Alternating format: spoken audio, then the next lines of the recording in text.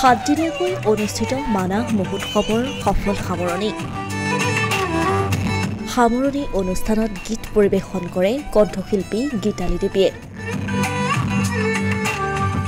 লোকাৰণ্য হৈ পৰে মানাহৰ বাকৰি। মানাহ ৰাষ্ট্ৰীয় উদ্যানত যোৱা 25 জানুৱাৰীৰ পৰা 31 জানুৱাৰীলৈ 7দিনীয়া বৰ্ণাঢ্য কাৰ্যসূচীৰে আয়োজন কৰা হৈছিল মানাহ মহোৎসৱৰ। বুধবাৰে পুৱতিনিশা সফল সামৰণি হয় মানাহ মহোৎসৱৰ।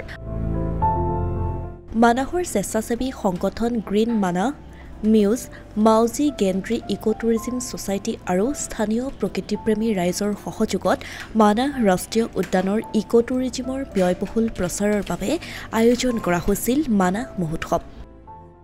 25 জানুৱাৰীৰ পৰা 31 জানুৱাৰীলৈকে আমাৰ যি মানাহ ফেষ্টিভেল প্ৰথমবাৰৰ কাৰণে আমি মানাহ অভয়াৰণ্যৰ দাঁতি কাষৰীয়া অঞ্চলৰ প্ৰকৃতিবিদ,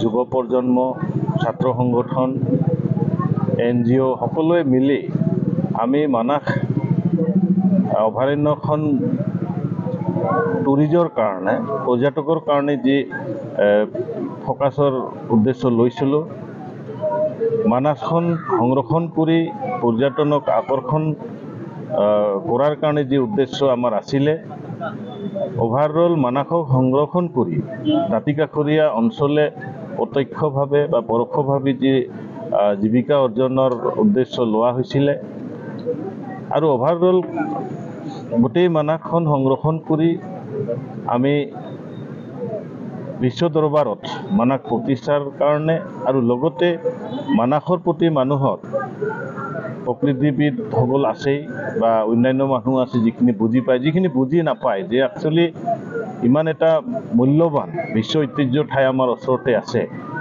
মানাহৰ বাঁহবাৰী ৰেঞ্জৰ এক বিশাল এলেকা সামৰি আটক ধুনীয়াকৈ সজাই তোলা মহোৎসৱস্থলীত দেশী বিদেশী পৰ্যটকে বিভিন্ন জাতি জনগোষ্ঠীৰ সুস্বাদু খাদ্য সম্ভাৰ আদিৰ সোৱাদ লোৱাৰ উপৰিও মানাহৰ জীৱ-জন্তু আৰু এই অঞ্চলত বসবাস কৰা বিভিন্ন জনগোষ্ঠীৰ সাজপাৰ, ঘৰ-দুৱাৰ আৰু সংস্কৃতিসমূহৰ প্ৰতিফলন দেখিবলৈ পায়। আমি বিভিন্ন বৰ্ণাঢ্য কাৰ্যসূচীৰে আমি এই মহোৎসৱটো আমি আৰম্ভণি জনাইছিলোঁ, য'ত নেকি আমি বিভিন্ন কলা-কৃষ্টিৰ পৰা আৰম্ভ কৰি সংস্কৃতি, জনগোষ্ঠীয় খাদ্য সম্ভাৰৰ আমি এক পৰিচয় দাঙি ধৰিছিলোঁ।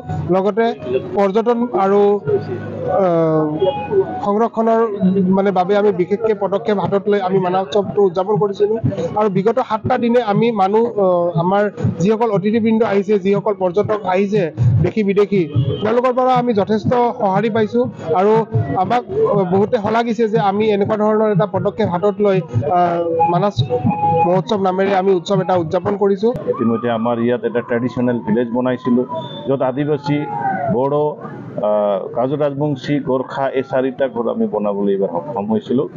যথেষ্ট আমি গম পালোঁ, যথেষ্ট তেওঁলোকৰ যি পৌৰাণিক যি পৰম্পৰাগত খাদ্য যথেষ্ট চেল হৈছে, ৰাইজে উপভোগ কৰিছে। আৰম্ভণিৰ দিনটোৰ পৰাই লোকাৰণ্য হৈ পৰা মানাহ মহোৎসৱস্থলীত অন্তিম দিনলৈকে দিনে নিশাই বিভিন্ন সাংস্কৃতিক কাৰ্যসূচী ৰূপায়িত হয়।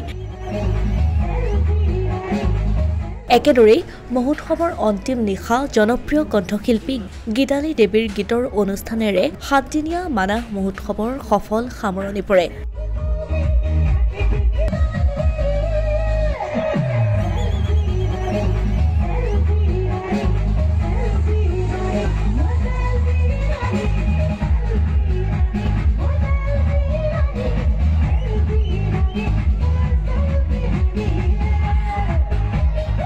Asomiya Pratidin digital desk.